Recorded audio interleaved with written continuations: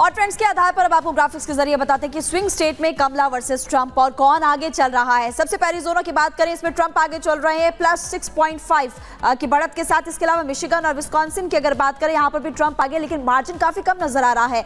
Michigan Pennsylvania की बात करें तो यहाँ पर भी फिलहाल ट्रंप को बढ़त मिलते हुए नजर आ रही है और सिर्फ मार्जिन 1.7% है। तो इससे आप अंदाजा लगा सकते हैं कि जो लोग हैं वो दाएं जाएंगे या बाएं जाएंगे, उन पर निर्भर करता है, क्योंकि मुद्दों के आधार पर यहाँ के जो वोटर्स हैं वोट करते हुए नजर आते हैं। नॉर्थ कैरोलिना की बात करें, जॉर्जिया की बात करें, ये दो और जगह आपको बता रहे हैं जहां पर ट्रंप ही आगे चल रहे हैं। लेकिन एरिज़ोना में देखिए ट्रंप 6.5% से आगे चलते हुए नजर आ रहे हैं। कुछ जगह ऐसे जहां पर मार्जिन काफी ज्यादा कम है। हालांकि देखना होगा क्योंकि ये ट्रेंड है और ट्रेंड के आधार पर ही लोग वोट करते हुए नजर आ रहे हैं। इस वक्त सर्वे आया है जिसमें पता चला है कि ट्रंप आगे चल रहे हैं, लेकिन मार्जिन बहुत कम है। तो तमाम स्विंग स्टेट्स आपको बता रहे हैं, कुल 10 स्विंग स्टेट्स है जिसके आधार पर आंकड़ा हम आपके सामने रख रहे हैं और इस आंकड़े से आप ये अंदाजा लगा सकते हैं कि इन स्विंग स्टेट्स में फिलहाल ट्रंप आगे। हालांकि जो फाइनल रिजल्ट आएगा उससे पता चल पाएगा कि आखिरकार अमेरिका का बॉस कौन बनता है। लेकिन इन ग्राफिक्स के जरिए हम आपको फिलहाल बता रहे हैं कि मिशिगन हो गया, पेंसिल्वेनिया हो गया, ये तमाम वो स्विंग स्टेट्स है जहां पर इस वक्त ट्रंप आगे चल रहे हैं। जैसे कि 48.2% उनको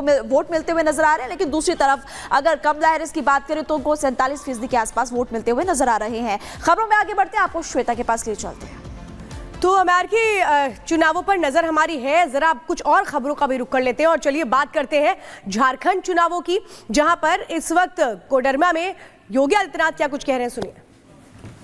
भू माफिया नहीं, खनन माफिया भी नहीं, वन माफिया भी नहीं, पशु माफिया भी नहीं, संगठित अपराध में संलिप्त माफिया भी नहीं। आज तो कोई भी माफिया हो, शराब माफिया हो या बालू माफिया, यूपी से गायब हो गया है। ऐसे ही गायब हो गया है जैसे गधे के सिर की सींग समाप्त हो गई। और इसलिए बहनों और भाइयों, आपसे कहने के लिए, माफिया को उपचार केवल भाजपा है। भाजपा की सरकार लाइए, गरीब को उसका हिस्सा भी मिलेगा, गरीब को उसका सम्मान मिलेगा। जिसके पास राशन कार्ड नहीं उसको राशन कार्ड की सुविधा, जिसके पास आयुष्मान कार्ड नहीं उसको आयुष्मान भारत की कार्ड की सुविधा, जिसके पास मकान नहीं उसको मकान की सुविधा। और देश के अंदर एक तरफ मोदी जी के नेतृत्व में एनडीए का गठबंधन है और दूसरी तरफ कांग्रेस के नेतृत्व में झारखंड मुक्ति मोर्चा और आरजेडी जैसा इंडी गठबंधन भी है। दोनों गारंटी दे रहे हैं, लेकिन दोनों की गारंटी में अंतर है। मोदी जी की गारंटी है हर गरीब को मकान देने का, मोदी जी की गारंटी है हर नौजवान के हाथ को कार्य देने का, रोजगार देने का। मोदी जी की गारंटी है हर किसान के सम्मान का। मोदी जी की गारंटी है हर बहन और बेटी की सुरक्षा का। और उनके लिए वे योजनाएं जो उनके हित के लिए आगे बढ़ रही है, उन योजनाओं को प्रभावी ढंग से यहां पर लागू करने का जो 5 गारंटी यहां के लिए भारतीय जनता पार्टी ने दी है। लक्ष्मी जोहार योजना, सभी घरों में 500 रुपए में एलपीजी के भरा हुआ सिलेंडर उपलब्ध करवाना और साल में 2 फ्री में सिलेंडर उपलब्ध, भरा हुआ सिलेंडर भी मुफ्त में उपलब्ध करवाना।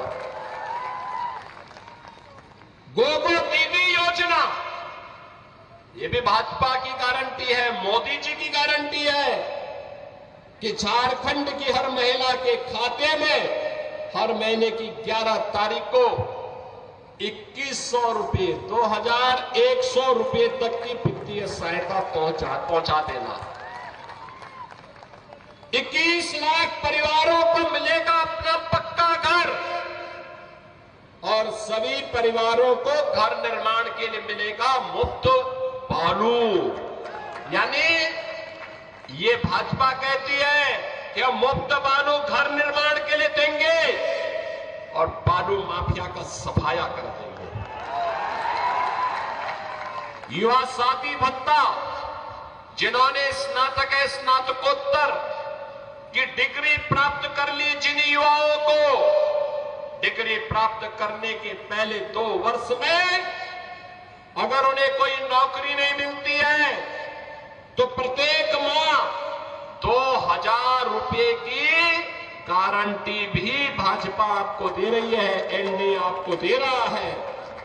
और बहनों और भाइयों, इसके साथ ही जो यहां पर भर्तियां ये नहीं कर पाए थे, सरकारी नौकरी नहीं दे पाए थे, पहले ही कैबिनेट में निर्णय लेकर के भारतीय जनता पार्टी ने कहा है उन युवाओं के लिए नौकरी का पिटारा लेकर के भी भारतीय जनता पार्टी झारखंड के अंदर ही लेकर के आएगी।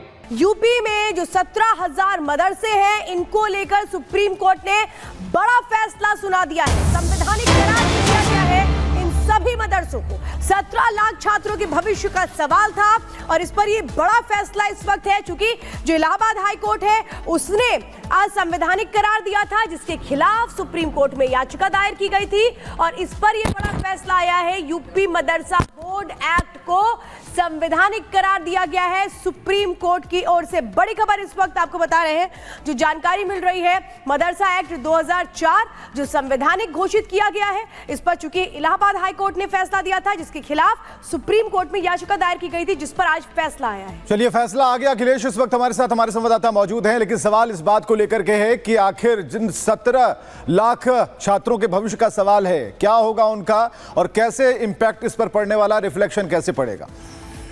को एक विशेष शिक्षा दी जाती है और वहां पर देखिए, मैं बता दूं कि पहले ही मार्च में इसी साल जब यह मामला सुप्रीम कोर्ट में आया था, तो सुप्रीम कोर्ट ने हाई कोर्ट के फैसले पर अंतरिम रोक लगा दी थी। यानी वो मदरसे जो 13,500 के करीब मदरसे हैं, जिनमें 17 लाख स्टूडेंट पढ़ते हैं, वो चल रहे थे।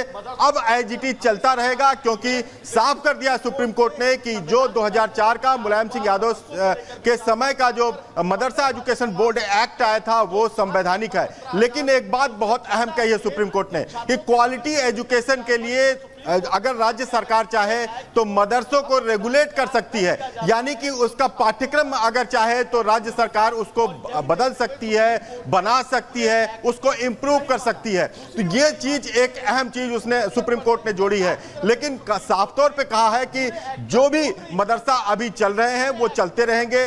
जिस तरह से हाई कोर्ट ने फैसला दिया था वो तर्क संगत नहीं था, न्याय संगत नहीं था, क्योंकि सुनवाई के दौरान उत्तर प्रदेश सरकार ने भी ये माना था कि पूरी तरह से हाईकोर्ट के फैसले से वो सहमत नहीं है।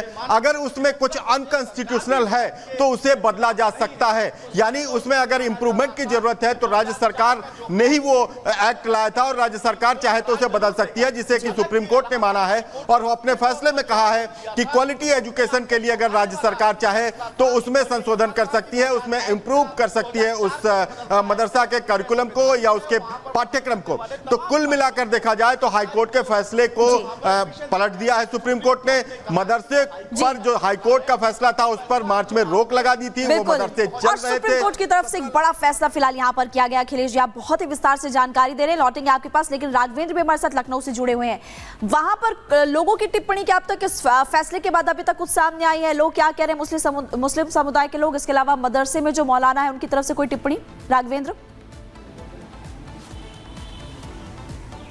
देखिए, सबसे पहले तो मैं आपको उत्तर प्रदेश से जानकारी दे रहा हूं, चूंकि मामला पूरा उत्तर प्रदेश का है और तत्कालीन जो मुख्यमंत्री थे मुलायम सिंह यादव, उन्होंने मदरसा बोर्ड को एक कानूनी अमली जामा पहनाया था और उसको एक संवैधानिक अधिकार दिया था, कानूनी अधिकार दिया था। लेकिन इसी मार्च में, यानी कि 2024 में ही इलाहाबाद हाई कोर्ट ने इस पर बैन लगा दिया और कहा कि लगभग जो 13,500 जो मदरसे हैं वह अवैध हैं। चूंकि लगातार मदरसों पर सवाल उठ रहा था कि यहाँ पे अवैध गतिविधि होती है, इलीगल पैसा आ रहा है, मजहबी शिक्षा दी जा रही है, आधुनिक शिक्षा से कोसों दूर है। इन तमाम बातों को लेकर के इलाहाबाद हाई कोर्ट में गए थे लोग और जिसपे उन्होंने इसको पूरा रद्द कर दिया था। लेकिन एक जो पक्ष है मदरसा के समर्थन में लोग सुप्रीम कोर्ट गए। सुप्रीम कोर्ट ने तत्कालीन इलाहाबाद हाई कोर्ट के फैसले पर रोक लगा दी थी और आज जजमेंट आया है। जजमेंट में यह कहा गया कि ये सभी मदरसे जो हैं वो संवैधानिक हैं, ये कंटिन्यू चलते रहेंगे। ये बहुत बड़ी बात है राघवेंद्र, जिसमें साफ तौर पर बताया गया है कि राज्य सरकार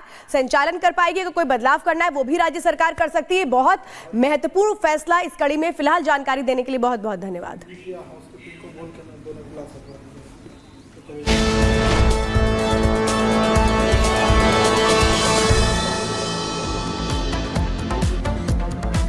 और चलिए